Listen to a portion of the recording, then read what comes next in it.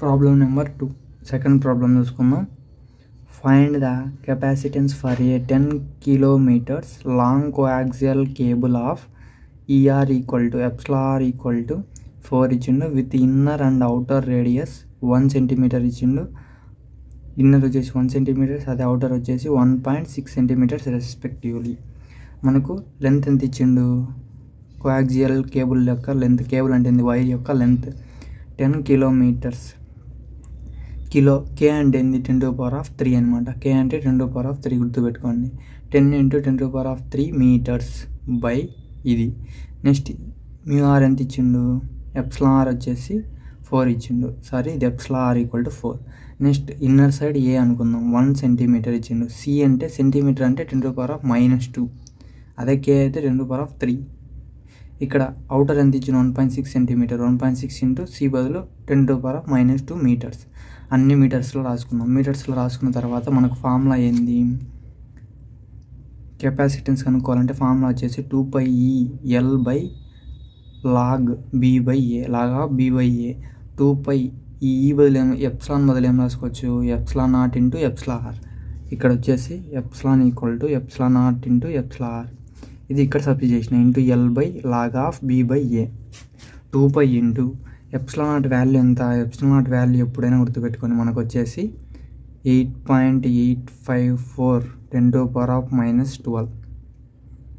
ఇది మనకి ε0 value into ఎప్సిలార్ ఎంత ఇచ్చిండు? వాడు 4 ఇచ్చిండు. నెక్స్ట్ ఎల్ లెంత్ ఎంత ఇచ్చిండు? 10 ఇంటూ 10⁻³ ఇచ్చిండు బై లాగ్ ఆఫ్ B/A అంటే బి ఎంత వచ్చింది మనకి?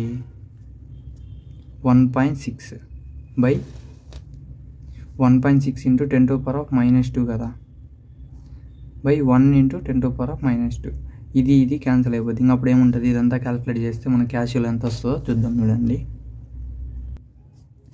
క్యాష్లో క్యాలిక్యులేట్ చేద్దాం. చూడండి, 2π షిఫ్ట్ నొక్కి ఇక్కడ పై సింబల్ కనబడుతుంది కదా, పై సింబల్ ఇక్కడ ఉంది కాబట్టి పై సింబల్ నొక్కితే మనకు పై అనేది వస్తుంది. నెక్స్ట్ ఇంటూ ε0 వాల్యూ వచ్చేసి 8.854 into 10⁻⁻12 into 4 into 10 into 10⁻³ by shift నొక్కాలా. నొక్కిన తర్వాత ఇక్కడ ఉంది చూడండి, ఇక్కడ ఐఎన్ అని ఉంది కదా, ఐఎన్ నొక్కాలా. షిఫ్ట్ నొక్కకుండా నొక్కాలి. చూడండి, షిఫ్ట్ నొక్కకుండా ఈ ఐఎన్ అని నొక్కిన తర్వాత లాగ్ అంటే ఇది నొక్కకూడదు, ఇది నొక్కితే తప్పు వస్తుంది ఆన్సర్లో. ఇలా ఐఎన్ అనేది నొక్కాలి. డివైడ్ బై ఎంత ఉంది? 1.6/1. 1.6/1 ఇది మనకు వాల్యూ. ఇప్పుడు కొడితే మనకి ఎంత వచ్చింది? 4.73 ఇంటూ 10⁻6 అనేది వచ్చింది కదా, ఇదే మనకు వచ్చేసి ఆన్సర్. దీన్ని ఎలా రాసుకోవచ్చు? 10⁻6 ఎలా రాసుకోవచ్చు? మైక్రోఫారడ్స్ అని రాసుకోవచ్చు.